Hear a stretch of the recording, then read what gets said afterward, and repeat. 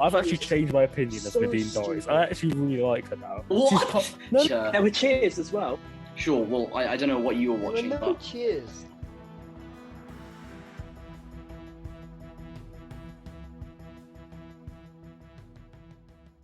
Hello, everybody. Welcome to Politics Relax. Been a bit of a while. We've all had exams, things like that. It's been, hopefully you haven't missed us too much, but we're back, and hopefully we're going to be very consistent. Let's get started. We've had a busy week. Boris Johnson faced a vote of no confidence, which he won. His political career looks to be maybe coming to a close. We say that every time there's a scandal, though, don't we? Every time there's something, he's always, is he going to get out? Is he going to get out? Is this his last days? Yeah. It worries, that does worry me, because he somehow seems to survive everything. I to be honest, it was the result I expected. Like the fortune teller that I am, I did say it was going to be 130 to 150. No, I forgot what it was now, but that was my prediction, and I predicted pretty spot on, I thought. So I think it was pretty expected he was going to win. It was just by how damaging it was, and it was pretty damaging, I think, when 75% of the people who you don't pay are voting against you. That's a pretty substantial amount. I'm hoping it's finally, his time is nearly up. Oh, sorry. Yeah, the by-election is really important.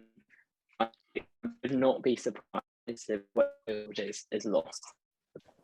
I think after nearly 3 years of Boris Johnson now, we've learned that it's going to take a lot more than a few Tory MPs to get him to go, or even the Whig. He's a lying, deceitful man who doesn't really have any morals except for his own moral gain. And even I think Cameron can agree with me on that. He will do anything he can to carry on in power in this country. He would drag his whole party down with him if he could.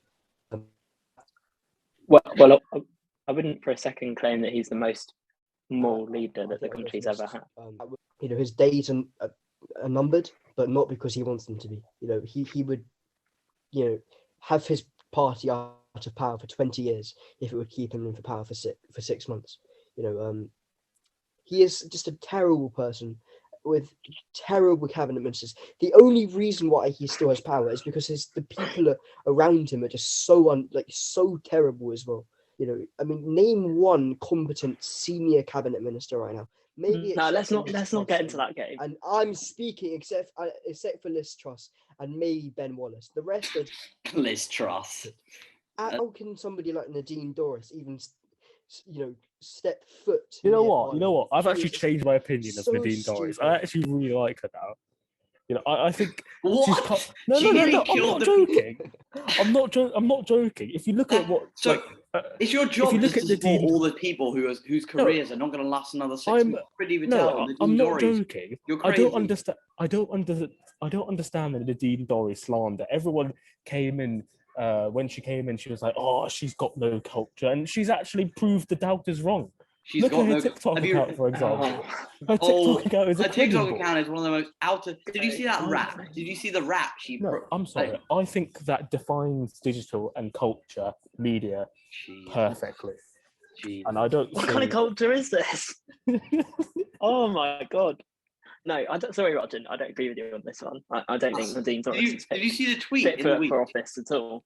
In the week, that tweet made me absolutely enraged, because the communication from the government on that day, on Monday, when it came to the vote of no confidence, was very clear and very precise. Focus on the things that the government are delivering. Sadly, Nadine Dorries threw a wrecking ball in there with those truly abhorrent tweets trying to start a blue-on-blue war. I don't know what she was thinking. The PM, I was very clear, should never have appointed her to cabinet, because I think she's making a fool of herself day on day. But the one thing I will say, to keep a little bit on topic, is that the vote of confidence, in the end, he won it, right? So now I think that it's important that Tory MPs can actually get behind him and deliver on the legislation. MPs are getting in line and backing legislation that they promised to deliver. And I think they will. I have entire confidence, listening to some of them through the media, that they will back legislation now. I don't know how you can have confidence in anybody in this cabinet, but It seeks to surprise me, but What's the alternative? Dither and delay once more. I think the alternative is you can have Keir Starmer, somebody with moral integrity, somebody what who's what got. can you do in the next 2 years? There's nothing really you can do. Tory MPs don't want Keir Starmer in, so they're not gonna stop back in legislation because of that. That wasn't my point. Obviously, was not that But that's what matters. No. But there are certainly people within the Conservative Party. Look, this is a terrible Conservative Party. I think it's one of the worst Conservative parties we've seen for ages, because a load of the centre ground of the Conservative Party were kicked out by Boris Johnson. And you maybe have people like Tom Tugendhat, who I don't mind. I don't want a Tory at all. But if I had to pick, there are people like Tom Tugendhat. I'm not going to sit here and say Jeremy Hunt, because couldn't do that after his treatment of the NHS. I mean,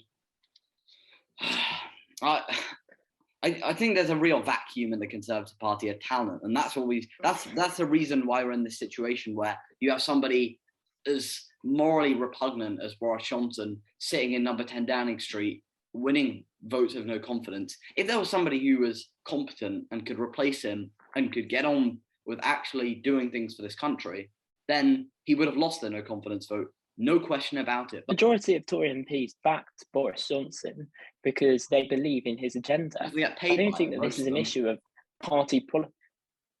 Well, for sure, that is true. But look, what we're going to see now, and I think this is very clear, is legislation will be prioritised over internal battles in the party. And that is important. This has been put to bed now for at least a year. We can move on and get on and deliver. And that's really, really critical, because that's what this government were elected to do in 2019.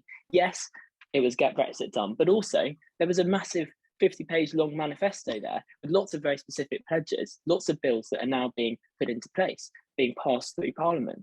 And that is critical. So I actually think, look, I think there should be a cross-party consensus here now on forgetting about leadership for a little bit, put that behind us and move on and have proper, sensible academic debates about how we can move forward with legislation. This is why we have the next 2 years to actually show what we can do. I honestly feel that this government has been stifled and put down because we've been distracted for the past 3 years.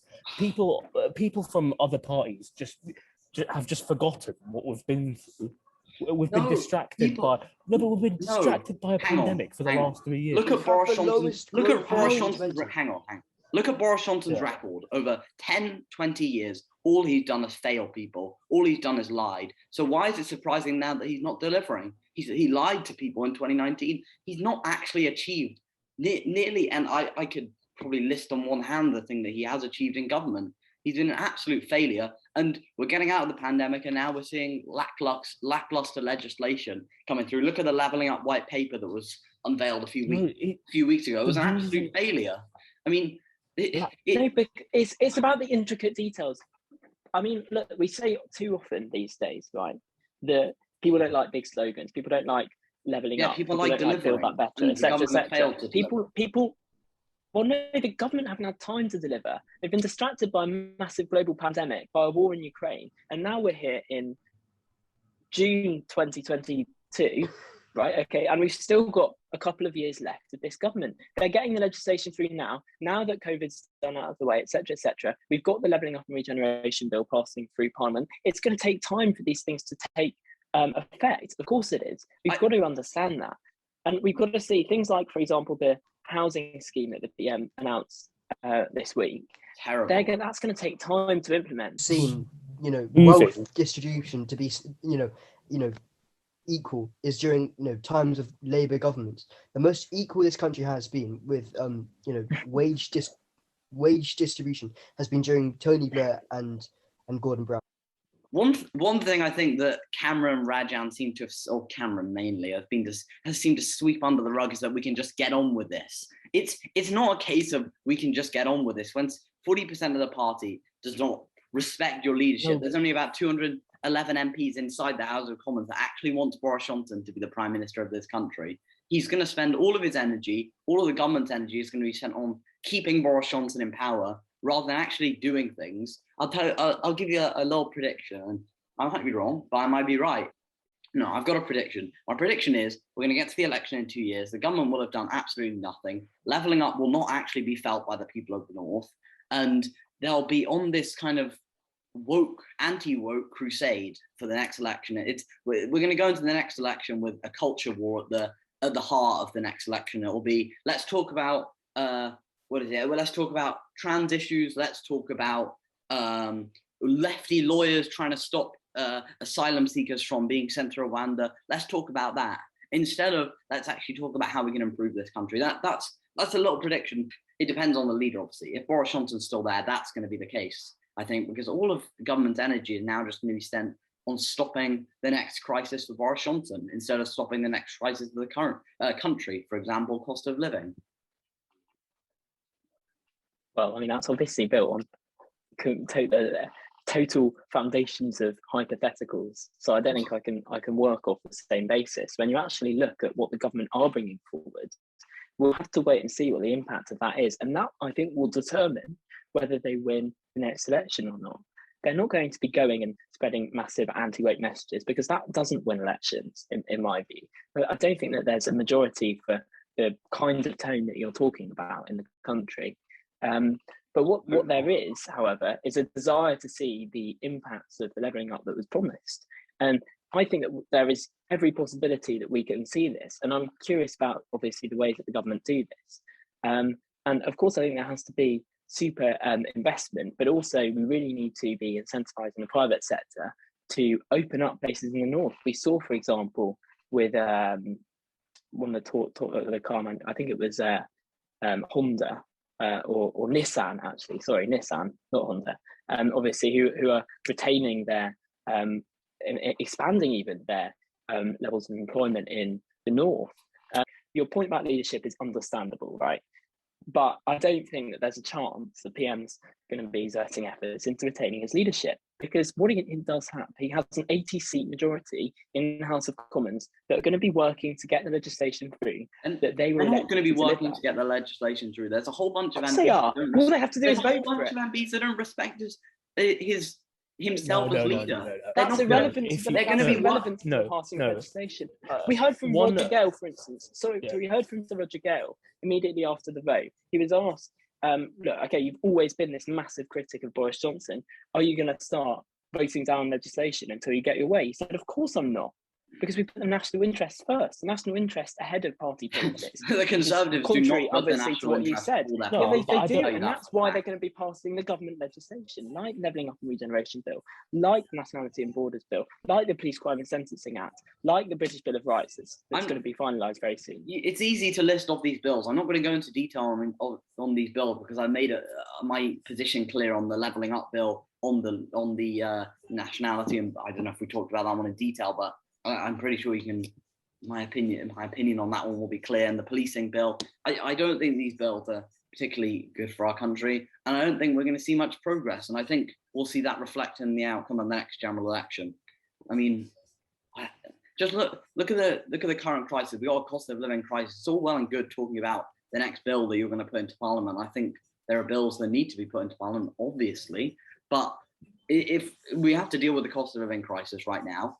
And then the government have failed to step up to that challenge so far. We've got 2 years. We've got 2 years to prove what the government can do, to not put it behind, but just.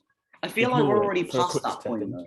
I feel like for many people in this country, it's already past that point. The government has a near impossible job of, if we look at the next election, they have a near impossible job of actually winning that election because they've completely lost the trust of the majority of people in this country. At the current point now, I do agree. At the current point, that's how things stand, and that's why the Tory party are coming out with saying we've got 2 years to do the best that we can for the country. To, as Roger Gale said, to ignore party conflict and do what is in the best interest of the country, which is passing this legislation. 2 years of doing that, and let's hope that we can improve. I mean, to be honest, the people, Cameron and Rajan, I'm asking, do you actually think that this government have a single chance of succeeding in the next few years? Do you think that the people will ever give their support back to these, cretinous, individuals? Do you think somebody who is on the breadline, who cannot afford to heat their council flat, or their flat, or feed their children, have to rely on food banks. Do you think that they would ever, give their support back to somebody who has lied and cut their universal credit, lied about Partygate, all of these, they would ever support Boris Johnson again? I wouldn't, and I am, I'm angry at this government, and I would be even more angry if I couldn't afford to heat my home. Yeah, I do agree with you. I hear you. I wouldn't either. I was actually disappointed at the vote of no confidence. I did hope a few more people did get it over the line, but that's not the point. The point is now we've got a leader in Boris Johnson. Well, we don't got have a prime minister. We've got a prime minister in Boris Johnson for the next 2 years. Obviously, yes, I do hear that. I wouldn't vote. I'm sorry, I couldn't vote for Boris Johnson as it stands right now either. But that's why instead of looking at, we do hope that the legislation can come back. But I do agree that after what's happened, of losing the trust of the country, you can't really recover much from that. Boris Johnson was never the leader for these times because he wants to be popular. And I think that's why last weekend when we had the Jubilee and he walked up the stairs to boos, I think that illustrated. There were cheers as well. Sure. Well, I don't know what you were watching. There were no cheers. I don't know what you were watching. But if you let me carry on my point, he hated that moment because it showed he was unpopular. He does not want to be. He wants to be liked by everybody. And that's why he can't be a prime minister in this time, because we've had COVID, we've got a cost of living crisis, we got places where, I mean, I've heard stories of hospitals setting up food banks for their own staff. It's insanity. And I saw a video of inside of an A&E saying that they would have a 7.5 hour wait. Some people in there wouldn't. So there was this woman who was working till 8 a.m. She told them that they wouldn't have gotten to the back of the queue by the time that she clocked off, and I think it was around midnight. I think it's just just shambolic that we live in a country where even this, that we have a world-class NHS when we clearly don't. It's ridiculous, with the underfunding we've had for 12 years. This is what 12 years of a Tory government gives you, it cripples your country. Thank you very much for coming. Like the video, why don't you do that, and subscribe, because that would be nice, wouldn't it?